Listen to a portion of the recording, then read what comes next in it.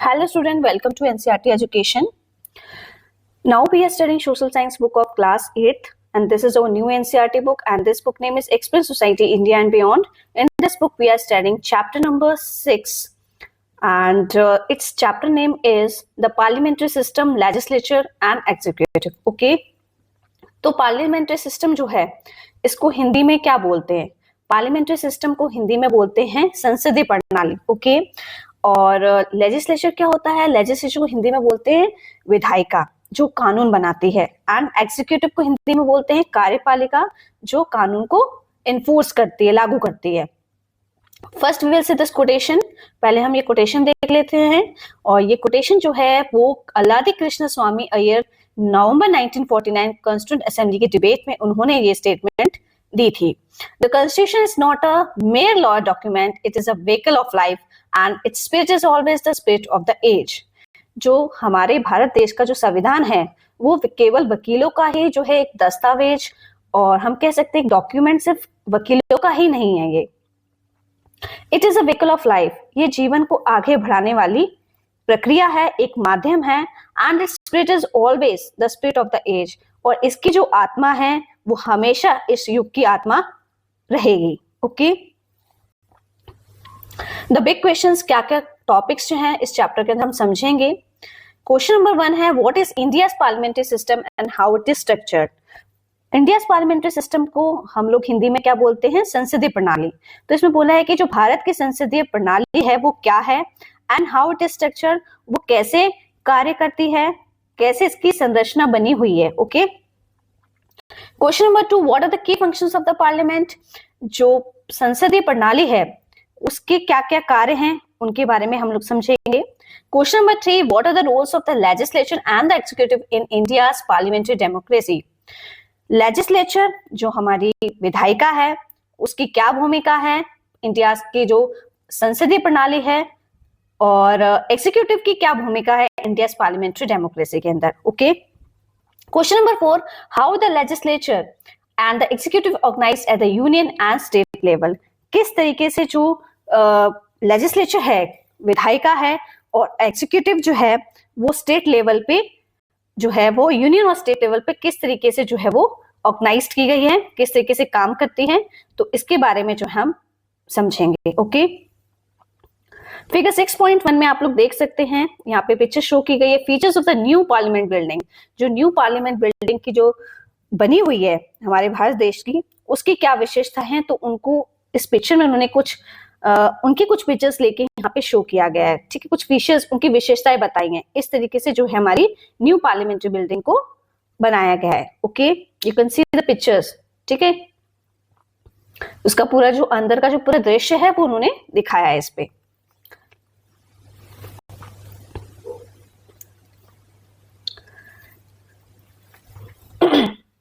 Let us start.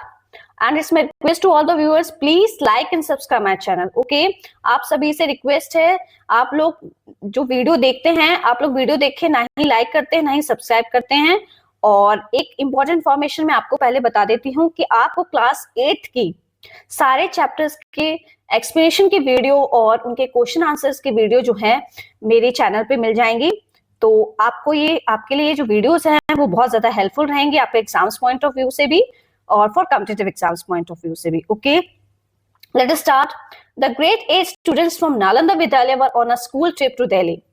जो class 8 के बच्चे हैं नालंदा विद्यालय स्कूल के बच्चे हैं ये, और वो दिल्ली की यात्रा पर गए हैं. Usha, Sukhwinder, Anjali, John and Farida were specially excited to visit the new parliament building. और ये जो बच्चे हैं अंजलि, जॉन, फरीदा, सुखविंदर, उषा, ये लोग जो है विशेष तौर से जो है बहुत ज्यादा उत्सुक हैं जो हमारे देश की जो संसदीय जो भवन बना हुआ है, मतलब न्यू पार्लियामेंट की जो बिल्डिंग बनी हुई है वहां पे विजिट करने के लिए बहुत ज्यादा उत्सुक है ये बच्चे. ओके वे नई संसद भवन देखने के लिए विशेष रूप से क्या है, उत्साहित हैं. ओके अब ये पिक्चर्स हैं इनको हम समझ लेते हैं. तो ये जो हमारी न्यू पार्लियामेंट बिल्डिंग बनी हुई है उसी की कुछ इन्होंने विशेषताएं जो है उसके बारे में पूरा इस तरीके से जो है बॉक्स की फॉर्म में पूरा एक्सप्लेन किया है. फर्स्ट जो है इसमें मैं आपको बता देती हूँ मैं आपको क्या एक्सप्लेन कर रही हूँ. फर्स्ट पॉइंट हमारा ये है, इट्स नॉट स्क्वायर और round, it's like a soft triangle. तो जो न्यू पार्लियामेंट बिल्डिंग है उसके बारे में हम बात कर रहे हैं।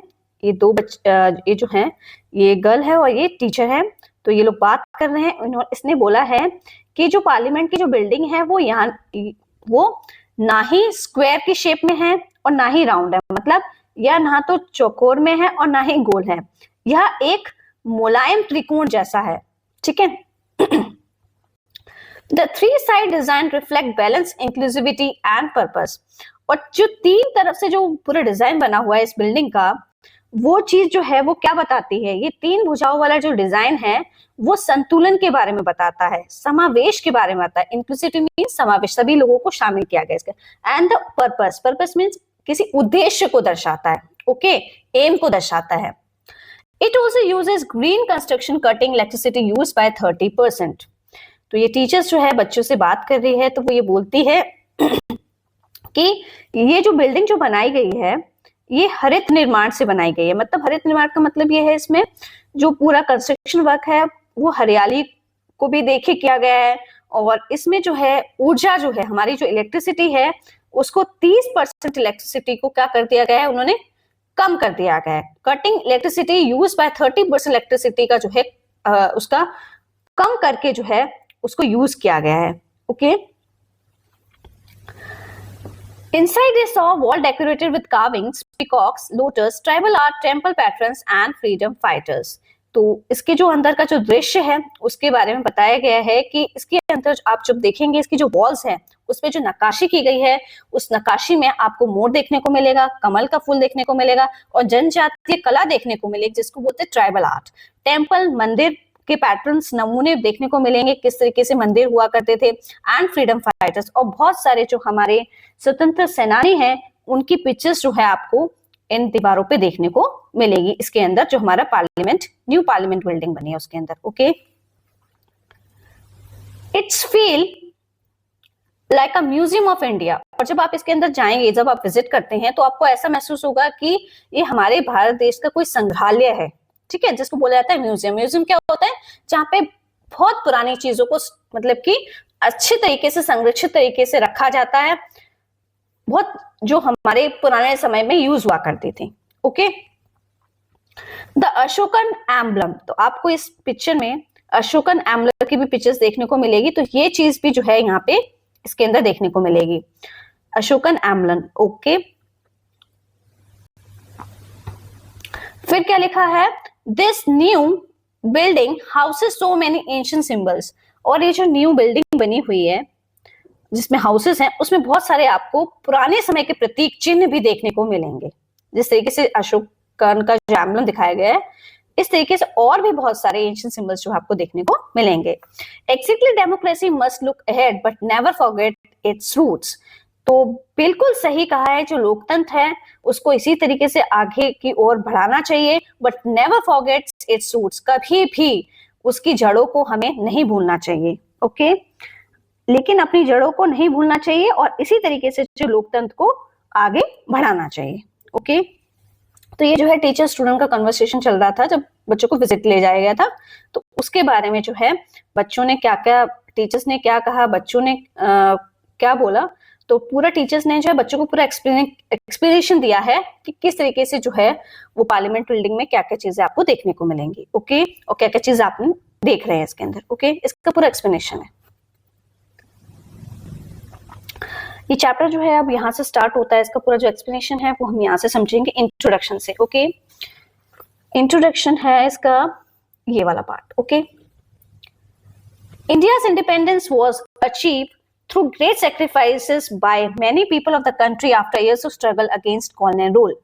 भारत जो देश है उसको जो स्वतंत्रता मिली है वो बहुत सारे जो देश के लोग हैं उन्होंने कई साल तक जो है हमारे जो देश में कॉलोनियल रूल रहा था, उपनिवेशवाद जो राज्य चला था ब्रिटिशर्स का और पोर्चुगीज का, फ्रेंच का, तो उससे उनसे बहुत बड़ी मुश्किल से जो है उनसे अपनी आजादी प्राप्त की और उसके लिए बहुत ज्यादा सेक्रीफाइस करना पड़ा, ठीक है। तब जाके जो है भारत देश को जो है कॉलोनियल रूल से आजादी मिली थी। तो उसके लिए लोगों ने बहुत ज्यादा संघर्ष रहा, लोगों ने बहुत ज्यादा बलिदान और त्याग दिया था, ठीक है, बहुत सारे लोगों ने कुर्बानियां दी थी, तब जाके हमारा जो भारत देश है वो स्वतंत्र हुआ था। The citizen of a free country could now make decision about their own governance. और जो हमारे देश के, स्वतंत्र देश के जो हमारे नागरिक हैं, अब वो अपने आप खुद जो है निर्णय लेने के लिए काबिल हैं कि उन्हें किस तरीके का शासन चाहिए, किस तरीके की उनकी गवर्नेंस होनी चाहिए। तो जो हमारे देश के अब आजाद देश के जो लोग हैं, नागरिक हैं, उन्हें पूरा अधिकार है कि उन्हें किस तरीके से निर्णय लेना है, अपने देश की को किस तरीके से, लोकतंत्र देश को किस तरीके से चलाना है, किस तरीके से अपनी सरकार वो चाहते हैं, तो इसके लिए उन्हें पूरी आजादी है। The first important step in this new epoch in the life of a nation was the drafting of the Constitution of Indian Independent India. तो जो मुख्य जो इसमें एक कदम उठाया गया था लोगों की जिंदगी के लिए, वो ये था कि जो भारत देश जब हमारा आजाद हुआ था, तो उसके लिए हमारा खुद का जो है एक संविधान होना चाहिए। This comprehensive document laid foundational principles for the nations, including that of universal franchise, which guarantees all adult citizens of the country the right to vote, irrespective of their social or economic background, gender, race, or religion. तो इस तरीके का जो है हमारा एक विस्तृत पूरा एक हमारा डॉक्यूमेंट तैयार किया गया है, जिसमें हमारे देश के, जिसको कॉन्स्टिट्यूशन बोला गया है, उसमें फाउंडेशनल प्रिंसिपल्स दिए गए हैं। ठीक है, जो हमारे सिद्धांत हैं हमारे देश के, वो पूरे उसमें लिखे गए हैं उस डॉक्यूमेंट के अंदर, और जिसमें बताया गया है कि यूनिवर्सल फ्रेंचाइज को भी इंक्लूड किया गया है। यूनिवर्सल फ्रेंचाइज हमने पढ़ा था इससे आगे वाले चैप्टर्स में कि यूनिवर्सल फ्रेंचाइज क्या होता है, जिसमें हर वो नागरिक जो 18 साल का है या फिर वो 18 साल से ज्यादा है, उसको वोट देने का अधिकार है, चाहे वो किसी भी सामाजिक बैकग्राउंड से आता हो, सामाजिक पृष्ठभूमि से हो। इट मीन्स चाहे वो किसी भी जाति से हो, चाहे वो किसी भी धर्म से हो, चाहे वो मेल हो, चाहे वो फीमेल हो। और इकोनॉमिक बैकग्राउंड होता है चाहे वो अमीर हो, चाहे वो गरीब हो, चाहे वो पढ़ा लिखा हो, और जेंडर, रेस और रिलीजन। तो इस तरीके से इन्होंने बोला है यूनिवर्सल फ्रेंचाइज का मतलब होता है हर वो नागरिक जो 18 साल का है या 18 साल से ज्यादा है, उसको वोट देने का अधिकार है, चाहे वो सोशल बैकग्राउंड से हो, चाहे वो इकोनॉमिक बैकग्राउंड से। ओके, आई होप आपको सोशल और इकोनॉमिक बैकग्राउंड समझ आ गया हो। सोशल मीन्स सामाजिक पृष्ठभूमि, ठीक है, जो कि जाति, धर्म और इसके मतलब कलर के बेसिस पे, ठीक है, जाति धर्म के बेसिस पे जो भेदभाव किया जाता है वो सब नहीं होगा। ठीक है, इकोनॉमिक बैकग्राउंड में चाहे वो गरीब हो, चाहे अमीर हो, चाहे पढ़ा लिखा हो, नहीं पढ़ा लिखा हो, ठीक है, इस तरीके से, चाहे वो उसकी जो इनकम है बहुत ज्यादा लो हो। Okay, the people of India directly elect representatives who become members of the Lok Sabha. जो लोकसभा के जो चुनाव होते हैं उसमें भारत देश के अंदर जो है प्रतिनिधि को जो है वो लोग चुनते हैं, डायरेक्टली चुनते हैं। ठीक है, ए majority group from among these elected representatives forms the government। और जो पार्टी, जो प्रतिनिधि को हम जो चुनते हैं ना, जब वो सरकार बनती है, तो जो पार्टी मेजोरिटी फॉर्म करती है, जो पार्टी में मतलब कि मोर देन सीट्स वो जीत जाती है, हाफ से ज्यादा, ठीक है, जो भी पार्टी होती है, ये गठबंधन सरकार होती है, तो उसमें जो भी लीडर, जिस पार्टी के ज्यादा से ज्यादा वोट आते हैं, तो उस पार्टी का जो है वो प्रतिनिधि जो है वो सरकार बनाता है। The parliament is the supreme legislative body of the government, it makes laws for the country. Parliament जो है वो सुप्रीम लेजिस्लेटिव बॉडी बोला गया है उसे गवर्नमेंट का, क्योंकि पार्लियामेंट का मतलब संसद होता है। इसको सर्वश्रेष्ठ विधान का जो है विधान कार्यपालिका बोल सकते हैं, कुछ भी बोल सकते हैं, वो जो है गवर्नमेंट बनाती है। और उसका काम क्या होता है लेजिस्लेटिव बॉडी का? It makes laws for the country, ये हमारे देश के लिए कानून बनाती है, संसद में ही हमारे देश के लिए कानून बनते हैं। It comprises all elected representatives of the people and control and guides the work of the government. और इसमें वो सब चुने हुए प्रतिनिधि होते हैं जिन्हें जनता ने चुना है, वो इसको नियंत्रित भी करते हैं और लोगों का मार्गदर्शन भी करते हैं सरकार चलाने का। Okay, The government can therefore be seen as a function with the people's consent। और जो सरकार है वो किस तरीके से कार्य करती है? लोगों की सहमति से जो है वो पूरा कार्य करती है सरकार। There have been 17th Lok Sabha since the first one in 1952। अभी जो है इन्होंने बताया कि 17th लोकसभा चल रही है, और जो पहली जो लोकसभा बनी थी वो 1952 में फॉर्म हुई थी। 18th लोकसभा को कॉन्स्टिट्यूट किया गया, अभी नहीं, मतलब 17th लोकसभा सिंस द जब 1952 से लेके इन्होंने जब इस बुक को पब्लिश किया शायद, तो 17th लोकसभा चल रही थी, लेकिन 18th लोकसभा वाज कंस्टिट्यूटेड इन जून 2024 और 18th लोकसभा को कंस्टिट्यूट किया गया, बनाया गया इन जून 2024 के अंदर। ओके, ये जो फिगर है इसको हम समझ लेते हैं। ये फिगर है 6.2। Our old parliament now called Samvidhan Sadan. हमारी जो पुरानी जो संसद भवन है, अब जो है वो संविधान सदन जो 1920 के दशक में जो बनाई गई थी हमारी पुरानी संसद भवन, उसको पूरा इन्होंने दिखाया गया है। बिल्डिंग वाज कंस्ट्रक्टेड 1920 में ये बिल्डिंग बनाई गई थी। Constituent assembly made there for it deliberations, और जो हमारी कॉन्स्टिट्यूएंट असेंबली है उसने क्या किया था, यहाँ पे बहुत सारे जो है यहाँ पे उन्होंने मीटिंग की थी बैठ के, और मीटिंग की थी, और उन्होंने parliament and it serve as a parliament house for over 7 decades तक ये जो है ये पार्लियामेंट जो है इस तरीके से बनी रही, इस तरीके से इसमें मीटिंग वगैरह हुई। तो ये चीज इसकी पिक्चर शो की रखी है, हमारी ओल्ड पार्लियामेंट की पिक्चर यहाँ पे शो की गई है, जिसको संविधान सदन बोला गया है। ठीक है, ये बिल्डिंग जो है 1920 में बनाई गई थी। कॉन्स्टिट्यूएंट असेंबली यहाँ पे बैठी थी, उन्होंने बहुत सारी मीटिंग्स की थी, बहुत सारे निर्णय लिए थे। इस तरीके से पार्लियामेंट हाउस को तैयार किया गया था फॉर ओवर 7 डिकेड्स तक। ओके, यहाँ बैठ के हुई थी और ये 7 दशक के से अधिक समय तक रही थी। ओके, ये जो इमारत थी वो बहुत पुरानी है और ये अंग्रेजों के समय की इमारत है। ओके, ठीक है। अब जो है फिगर 6.3 में हम देखेंगे द पार्लियामेंट बिल्डिंग संसद भवन इन न्यू दिल्ली। जो पार्लियामेंट बिल्डिंग जो संसद भवन नई दिल्ली के अंदर है, इसको कंस्ट्रक्ट किया गया था, इसको बनाया गया था to accommodate the growing needs including capacity, technology, systemity and safety. तो ये जो नई इमारत जो बनाई गई है ये आधुनिक, सुरक्षित और पर्यावरण के अनुकूल है। इसमें क्षमता, जो हमारी कैपेसिटी है, क्षमता है, तकनीक है, उसका टेक्नोलॉजी का ध्यान किया गया है, उसको ध्यान में रखे बनाया गया है। पर्यावरणीय स्थिरता को शो किया गया है। ग्रीन जो हमने पढ़ा था इसमें कि ग्रीन कंस्ट्रक्शन किया गया है, कटिंग कर दिया गया इलेक्ट्रिसिटी को यूज बाय 30% से। ओके, और सुरक्षा को भी ध्यान में रखा गया है। ओके, अब जो है हम लोग composition of the parliament of India, जो हमारी संसद भवन है, ठीक है, जो हमारा भारत देश की जो हमारी भारतीय संसद है उसका क्या कंपोजिशन है, वो किस तरीके से बनी है, क्या क्या किन चीजों को मिला के जो है पूरा वो पार्लियामेंट को बनाया गया है, पूरा उसका कंपोजिशन तैयार किया गया, किन किन चीजों को मिला के, उसके बारे में अभी हम यहाँ पे समझेंगे। The Indian parliament is composed of the president and 2 houses. जो भारत देश की जो संसदीय प्रणाली है, ठीक है, जो पार्लियामेंट है भारत देश की, उसमें क्या क्या चीजें आती हैं।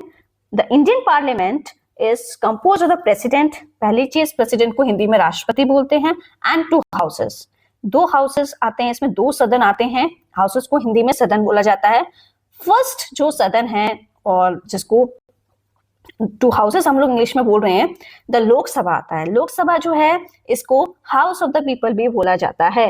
हाउस ऑफ द पीपल को हिंदी में बोलते हैं जनता का सदन, लोअर हाउस भी बोलते हैं इसको, ठीक है, इसको लोकसभा को। Okay, and the Rajya Sabha, Rajya Sabha को काउंसिल ऑफ स्टेट्स बोला जाता है और इसको हिंदी में बोला जाता है राज्यसभा को राज्यों का परिषद और उच्च सदन।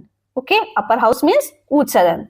तो जो हमारी इंडियन पार्लियामेंट है वो किन किन चीजों से बनी है, प्रेसिडेंट से, राष्ट्रपति से, और 2 सदनों से, जिसको लोकसभा और राज्यसभा बोला गया है। ओके, मैंने आपको बता दिया कि लोकसभा को हाउस ऑफ द पीपल, जनता का सदन, और इसको बोला जाता है निचला सदन। और लोकसभा वह सदन है जिसके सदस्य जो है जनता द्वारा सीधे चुने जाते हैं। इसको मैं अभी आपको समझाऊंगी। ओके, हाँ, लोकसभा वो सदन है, इसको मैं यहाँ पे क्लियर कर देती हूँ। ये वो सदन है जिसके सदस्य जो होते हैं वो जनता द्वारा सीधे डायरेक्टली चुने जाते हैं। और राज्यसभा राज्य का परिषद है, ये उच्च सदन है, और राज्यसभा राज्यों का उच्च सदन कहलाती है। ओके, इसके बारे में अभी हम पढ़ेंगे कि किस तरीके से इसको 2 हाउसेस बोला गया है। This structure with 2 houses is called bicameral system. By means 2, cameral means chamber, house. ठीक है, ये एक इंपॉर्टेंट पॉइंट है कि यहाँ पे बाइकैमरल सिस्टम का मतलब क्या होता है। बाइकैमरल सिस्टम का मतलब होता है 2 सदनों की व्यवस्था। ठीक है, बाई मींस तो हो गया 2 और कैमरल मींस क्या हो गया, चैम्बर या हाउस। तो चैम्बर का मतलब हिंदी में होता है सदन या फिर कक्ष। ओके, तो इसी को बोला गया है बायकैमरल सिस्टम। बायकैमरल सिस्टम इसलिए बोला गया है क्योंकि इसमें दो हाउसेस को इंक्लूड किया गया स्ट्रक्चर के अंदर। First house is Lok Sabha, second house is Rajya Sabha. इसीलिए इसको, इस पूरे सिस्टम को क्या बोला गया है, बायकैमरल सिस्टम, क्योंकि इसमें दो हाउस को इंक्लूड किया गया है। आई होप आप लोग को ये कॉन्सेप्ट अच्छे से समझ आ रहा होगा। अभी जो है हम लोग फिगर 6.4 समझ लेते हैं। Lok Sabha chamber in the new parliament building. जो लोकसभा का जो कक्ष है, जो न्यू पार्लियामेंट बिल्डिंग का पूरा यहाँ पे इसमें पूरा दृश्य दिखाया हुआ है आपको, आप देख सकते हैं अंदर का क्या दृश्य है, ये यहाँ पे शो किया है इसके अंदर। ओके, और ये जो है a view of the chamber of the Rajya Sabha taken from the press gallery. और ये जो है राज्यसभा का दृश्य दिखाया गया जो कि प्रेस गैलरी से लिया गया है। ये राज्यसभा का दृश्य है, ये लोकसभा का दृश्य। ओके, लेट्स रिमेंबर, तो इसको हम समझ लेते हैं। The people of India choose the representatives for the Lok Sabha through a direct election based on universal adult suffrage. जैसे कि मैंने आपको बताया था कि जो भारत की जनता जो है वो लोकसभा के लिए अपने प्रतिनिधि को सीधे चुनाव द्वारा चुनती है। ओके, और जो कि किस चीज पे बेस्ड है, universal adult suffrage. Universal adult suffrage क्या होता है, सार्वभौमिक वैश्विक मत अधिकार, ये इस चीज पे आधारित है। जिसका मतलब क्या होता है, सभी वैश्विक नागरिक जो हैं वो वोट देकर सांसद चुनते हैं।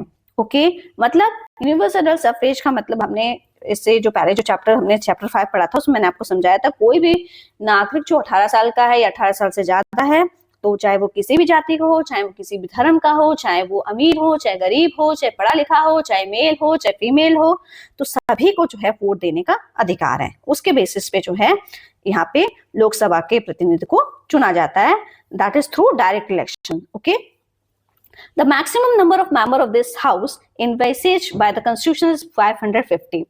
और इसमें जो अधिक से ज्यादा जो इस लोकसभा के अंदर जो सदस्य चुने जाते हैं उन सदस्यों की जो संख्या है वो कितनी है, 550।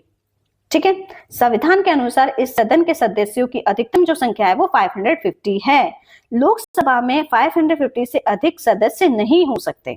The member of parliament in the Rajya Sabha are elected indirectly by the electoral college that you read about in the previous chapter। हाँ, जो members of parliament है जिसको MP बोला जाता है राज्यसभा के अंदर, उनको अप्रत्यक्ष चुनाव द्वारा चुना जाता है। जिसको कौन चुनता है, निर्वाचन मंडल चुनता है, जिसके बारे में हमने अभी जो मैंने आपको 2 दिन पहले जो वीडियो अपलोड की है उसमें सारे जो क्वेश्चन आंसर उसमें भी अच्छे समझाया है।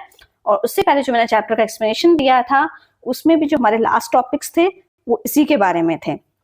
ओके, तो इसमें यही चीज बताइए जो हमने प्रीवियस चैप्टर में पढ़ी थी कि जो मेंबर्स ऑफ पार्लियामेंट होते हैं राज्यसभा के वो इलेक्टेड किए जाते हैं indirectly by the electoral college, जिसको निर्वाचन मंडल बोला जाता है। उसमें कौन कौन आता है उसमें आपको मैं बता चुकी हूँ। ठीक है, और अभी फिर से मैं बता दूंगी आपको। ठीक है, वो शायद इसमें आगे भी दिया हुआ है। ठीक है, तो निर्वाचन मंडल के द्वारा चुना जाता है, जिसके बारे में हमने प्रीवियस चैप्टर में पढ़ा था। Both the number of Rajya Sabha seats allocated and the number of MPs representing the Lok Sabha are based on the population of each state। तो राज्यसभाओं के जो संसद होते हैं वो चुनाव को अप्रत्यक्ष रूप से निर्वाचन मंडल द्वारा किया जाता है, जिसके बारे में आपने पिछले अध्याय में पढ़ा था। जनता सीधे राज्यसभा के संसद को नहीं चुनती है। राज्यसभा की सीटों की जो संख्या है और लोकसभा में जो सांसदों की जो संख्या है दोनों ही प्रत्येक राज्य की जनसंख्या पर आधारित होता है। मतलब जिस स्टेट की जितनी ज्यादा पॉपुलेशन होगी उसके बेस्ड पे क्या होगा, उनकी जो सीटों की जो संख्या है वो बढ़ती और घट जाती है। ओके, और इसके बारे में हमने पढ़ा था कि जो राज्यसभा का जो मेंबर है इसको कौन चुनता है। इसके बारे में हमने पढ़ा था कि जो राज्यसभा का जो मेंबर होता है उसको प्रेसिडेंट होता है इलेक्टोरल कॉलेज में। ठीक है, प्रेसिडेंट होता है, सॉरी प्रेसिडेंट नहीं, एमपीज होते हैं दोनों हाउसेस के। ठीक है, एमपीज होते हैं दोनों हाउसेस के, वो चुनते हैं। ओके, आई होप आपको समझ आ रहा होगा कॉन्सेप्ट। ठीक है, तो जो एमपीज होते हैं वो चुनते हैं जो पार्लियामेंट के जो मेंबर होते हैं उनको। ठीक है,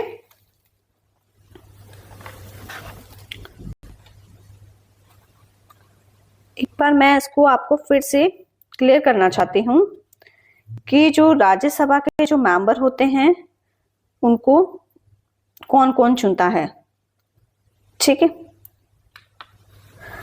और इनको इनडायरेक्ट इलेक्शंस के द्वारा चुना जाता है और सिंगल ट्रांसफरेबल जो वोट सिस्टम होता है उसके थ्रू चुना जाता है। ठीक है, ये मैंने आपको समझाया था। ओके,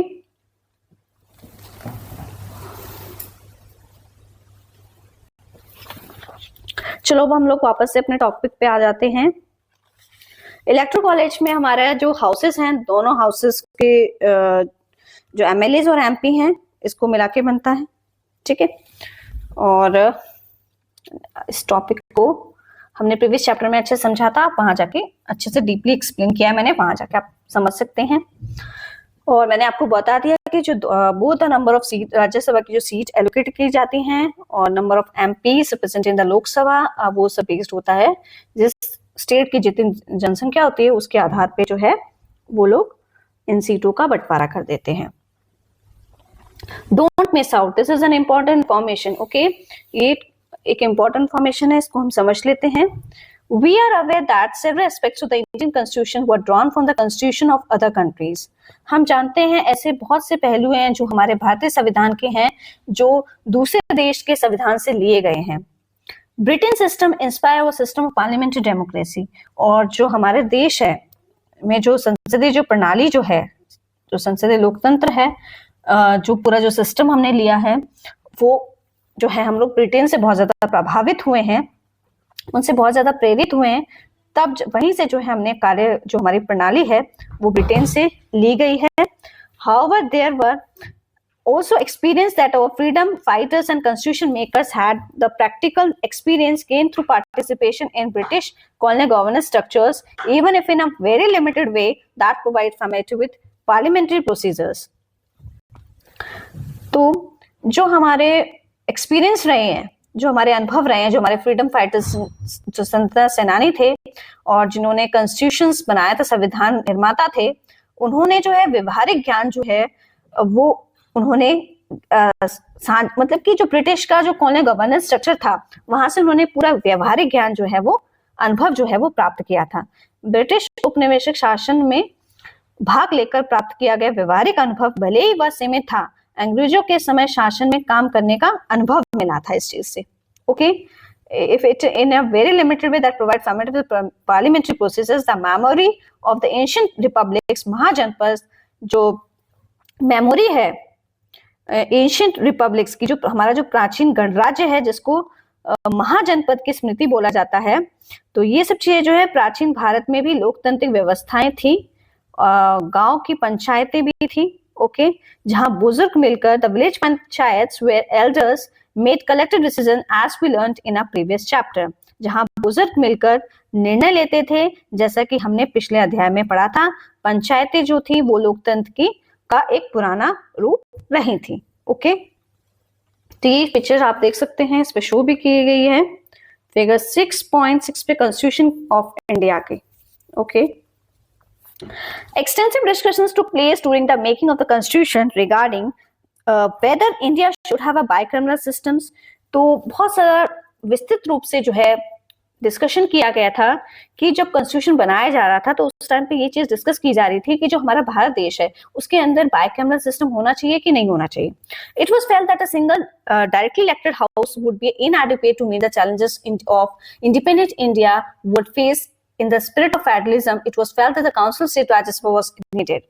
तो इस चीज पे बहुत ज्यादा विचार किया जा रहा था जब उन्होंने ये चीज देखी, अगर सिंगल डायरेक्टली इलेक्टेड हाउस ही अगर इस तरीके से जो है मतलब कि होगा तो बहुत सारी जो है समस्याओं का जो है सामना करना पड़ेगा स्वतंत्र भारत देश को। तो ये पर्याप्त नहीं है, सिंगल डायरेक्टली इलेक्टेड हाउस जो है पर्याप्त नहीं है, इसमें बहुत सारी चुनौतियों को सामना करना पड़ेगा। In the spirit of federalism it was felt that the council state Rajya Sabha was needed. और जो संघवाद का जो ये जो कॉन्सेप्ट है इसकी जरूरत पड़ी, इसको काउंसिल ऑफ स्टेट्स बोला गया, जिसको राज्यसभा की जरूरत पड़ी। The composition process of the election to the Rajya Sabha was also designed to be different। और जिस तरीके से कंपोजिशन और जो प्रोसेस पूरा जो तरीका था इलेक्शन टू द राज्यसभा का, जिस तरीके से उसको तैयार किया गया था वो जो है वो बहुत ज्यादा अलग था लोकसभा से। ओके, वो सेम नहीं था, उसका जो पूरा कंपोजिशन है और प्रोसेस इलेक्शन का that is different from the Lok Sabha. India practices federalism, Bharat देश में जो है संघवाद की जो है का अभ्यास किया गया, which is a form of government, जो कि एक तरीके की सरकार की तरह ही है, where power is distributed between the centre state as well as local government, जहां पे शक्ति को, पावर को जो है केंद्र पे, राज्य पे और लोकल स्तर पे, ठीक है, लोकल स्तर पे जो है पावर को बांट दिया गया था। संघवाद के अनुसार यह महसूस किया गया कि राज्यों की जो परिषद है यानी राज्यसभा आवश्यक है, राज्यसभा की जो संरचना है और चुनाव की प्रक्रिया अलग रखी गई थी। ओके, ठीक है। भारत देश ने संघवाद को अपनाया, जिसमें शक्ति केंद्र, राज्य और स्थानीय सरकारों के बीच बांटी जाती थी। यह व्यवस्था जो है राष्ट्रीय एकता और स्थानीय हितों के बीच क्या कर रही थी, एक संतुलन बना रही थी। जैसे कि इसमें बताया ना, the system helps to keep the balance between national unity and local interest. तो इस तरीके से जो है इस व्यवस्था ने राष्ट्रीय एकता और स्थानीय हितों के बीच क्या बनाया, एक बैलेंस बनाया, एक संतुलन बनाए रखा। ओके, फंक्शन क्या है, इसके कार्य जो है वो हम पढ़ लेते हैं। Each house of the parliament has a presiding officer to ensure that debates and discussions are conducted in an orderly manner. इसमें ये चीज बताई गई कि जो हाउस है पार्लियामेंट का, हर हाउस जो है पार्लियामेंट का, उसका अपना जो है संसद का जो प्रत्येक सदन है उसका अपना एक पीठासीन अधिकारी होगा। पीठासीन अधिकारी का मतलब होता है प्रिसाइडिंग ऑफिसर, जिसमें वो डिबेट करेगा, जिसमें डिस्कशन होगा, एक तरीके से, पूर्ण तरीके से जो उसमें सुव्यवस्थित तरीके से जो है बहस हुई, ठीक है, और डिस्कशन किया जाएगा एक तरीके से। In the Lok Sabha the member select speakers, और लोकसभा में जो है एक मेंबर को चुना गया, जिसको, एक सदस्य को चुना गया जिसको स्पीकर बोला जाता है। हु कंडक्ट द सेशंस, वो क्या करता है, वो पूरा सेशन का आयोजन करता है। अलाउ मेंबर्स टू स्पीक, वो सभी मेंबर्स को अनुमति देता है बोलने की। मेंटेन डिसिप्लिन, और पूरा जो है वो सत्रों का पूरा संचालन करता है और सभी को बोलने की जो है वो आजादी देता है, और एक शिष्टाचार मेंटेन करता है। Ensure that the rules are followed, और वो इस तरीके से ये पूरा जो सेशन ऑर्गेनाइज किया जाता है, इसमें सभी लोग जो है नियमों का पालन करेंगे, ठीक है। The Rajya Sabha is presided over by the vice president of India, Rajya Sabha को कौन प्रेसाइड करता है, vice president of India, who act as the chairperson. Rajya Sabha जो है इसको प्रेसाइड करता है वाइस प्रेसिडेंट हमारे देश का, और जो कि हमारे किसकी तरह काम करता है, जो कि सभापति की तरह काम करता है। ओके, आई होप आपको समझ आ रहा होगा, ठीक है। अब जो है डोंट मिस आउट, ये एक इंपॉर्टेंट फॉर्मेशन यहाँ पे भी है। The Sengol, a gold plated silver sceptre, was symbolically handed over to Pandit Jawaharlal Nehru, the first Prime Minister of India, on 14th August 1947. तो सेंगोल जो है, जो सोने की परत से चढ़ा हुआ एक चांदी की राजदंड है, जो कि 14 अगस्त 1947 को भारत की स्वतंत्रता के अवसर पर पंडित जवाहरलाल नेहरू जो थे भारत के पहले प्रधानमंत्री को सौंपा गया था, ठीक है। सेंगोल जो गोल्ड प्लेटेड सिल्वर स्कैप्चर है ये, ठीक है, इनको सौंपा गया था ये on the occasion of Indian independence 14 अगस्त को, was a powerful symbol to mark the transfer of power, ठीक है। It is now placed near the speaker's chair in the new Lok Sabha and serve as a symbol of righteous and just rule. और ये जो था फिर, अब यह नई लोकसभा जो है भवन जो है उसमें अध्यक्ष स्पीकर की कुर्सी के पास इसको रखा गया है। यह न्यायपूर्ण व धर्म सम्मत शासन का प्रतीक है। स्केप्चर क्या होता है, ए डेकोरेटेड रॉड, एक रॉड है, इसमें रॉड शो कर रखी है, आप देख सकते हैं पीछे, द सेंगोल रॉड है जो कैरेट की गई है किसी राजा ने या रानी ने जब कोई सेरेमनी होती है, और ये प्रतीक दिखाता है हमारी शक्ति का, ठीक है। Dating back to the Chola period, the Sengol was handed to new rulers as a reminder that power must be guided by the dharma and righteousness. जब चोल का काल चल रहा था, चोलास आए थे हमारे देश में, चोल के काल से ये चली आ रही थी इस परंपरा को, नए शासकों को संगुल दिया जाता था ताकि उन्हें यह याद रहे कि सत्ता का प्रयोग जो है वो धर्म और नैतिकता के अनुसार होना चाहिए, ठीक है। The power must be guided by dharma and righteousness. At it top sits Nandi symbolising justice, और आप देख सकते हैं इस पे ऊपर जो है वो नंदी की जो है पिक्चर शो की गई है जो कि न्याय का प्रतीक है। संगोल के ऊपर नंदी की आकृति बनी होती है जो न्याय का प्रतीक है, ओके, तो आप देख सकते हैं इसकी पिक्चर यहाँ पे शो भी की गई है फिगर 6.7 में। Okay, To help make parliamentary discussion accessible to all, translation services are provided in multiple Indian languages. तो इस तरीके से जो संसद की चर्चाएं थी, संसद की चर्चाओं को सभी लोगों के लिए समझने योग्य बनाने के लिए कई भारतीय भाषाओं में अनुवाद इसका ट्रांसलेशन दिया गया है। अनुवाद मीन्स उसका ट्रांसलेशन जो है वो सेवाएं दी जाती हैं।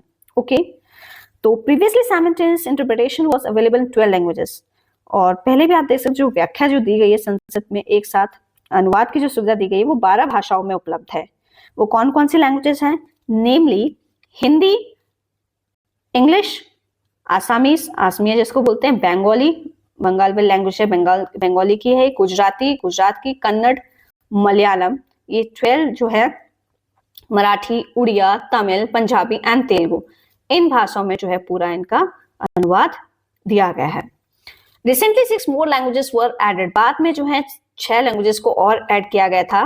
वो कौन कौन सी हैं? Bodo, Dogri, Maithili, Manipuri, Urdu and Sanskrit. More languages are expected to be added in the future. ऐसा माना जाता है कि भविष्य में और भी भाषाओं में जो है इस तरीके से जो है इसको हम ट्रांसलेट कर सकते हैं भविष्य में। ठीक है, भविष्य में और भाषाओं में जोड़ने की संभावना है। Okay, The executive responsibility of the parliament ensuring that laws are implemented and enforced is as important as its legislative function. जो एग्जीक्यूटिव है जिसको बोलते हैं कार्यपालिका, संसद की जो कार्यपालिका है उसकी से जो संबंधी जिम्मेदारी है यानी कानून को लागू करना उतना ही महत्वपूर्ण है जितनी उसकी विधायी जिम्मेदारी यानी कानून बनाना है। ठीक है, The union executive gives life to the legislative functions and power of the parliament. जो यूनियन एग्जीक्यूटिव जो कार्यपालिका है उसने क्या किया है? लेजिस्लेटिव फंक्शंस को और जो पावर है पार्लियामेंट की उसको जो है एक मतलब उससे क्या किया है? लागू करने से उतना ही महत्वपूर्ण है जितनी उसकी विधायी की जिम्मेदारी होती है। तो ये लागू करने का काम करती है एग्जीक्यूटिव, कार्यपालिका, विधायपालिका कानून बनाती है, तो उतना ही जरूरी है। Okay, The union executive gives life to the legislative functions and power of the parliament. जो संघीय कार्यपालिका जो है ये संसद द्वारा बनाए गए कानून को लागू करके उन्हें व्यवहार में लाती है। ठीक है, तो जो यूनियन एग्जीक्यूटिव है उसमें कौन कौन से मेंबर्स आते हैं? The union executive consists of the following members. कौन कौन से मेंबर्स हैं? The president, राष्ट्रपति, the vice president, उपराष्ट्रपति, and council of ministers headed by the prime ministers. और जो council of ministers को हिंदी में बोलते हैं विधानसभा के जो मंत्री होते हैं। ठीक है, तो ये जो है पूरा यूनियन एग्जीक्यूटिव में ये सारे सदस्य जो है मिलके काम करते हैं। राष्ट्रपति, ठीक है, उपराष्ट्रपति और the council minister headed by the prime minister, प्रधानमंत्री के नेतृत्व में विधान परिषद, इसको द काउंसिल मिनिस्टर को बोला जाता है विधान परिषद। ठीक है, और इसको प्रधानमंत्री के नेतृत्व में विधान परिषद काम करती है। ठीक है, the council of minister is chosen from among the MPs of both the houses of parliaments. और जो काउंसिल ऑफ मिनिस्टर है इसको चूज कौन करता है? जो एमपी होते हैं दोनों हाउसेज के पार्लियामेंट के, इट मींस लोकसभा के और राज्यसभा के। These minister are collectively responsible to the Lok Sabha. और यही मिनिस्टर्स जो होते हैं वो लोकसभा के लिए कोई भी जब क्वेश्चंस करते हैं उनके आंसर के लिए जवाबदेही होते हैं। मंत्री परिषद जो परिषद के सदस्य होते हैं वो संसद के दोनों के सदनों में से चुने जाते हैं। ये सभी मंत्री जो हैं सामयिक रूप से लोकसभा के प्रति उत्तरदायी होते हैं, मतलब जो भी वो क्वेश्चन पूछेंगे उसका आंसर देना पड़ेगा। तो अब जो है हम लोग नेक्स्ट वीडियो में जो है लेजिस्लेटिव फंक्शंस ऑफ पार्लियामेंट के बारे में पढ़ेंगे। ओके, नहीं तो ये वीडियो बहुत ज्यादा लेंदी हो जाएगी और आपको समझने में भी जो है फिर बोर हो जाओगे आप इस चैप्टर से। तो it's my request to all the viewers, please like, share and subscribe my channel. Thank you.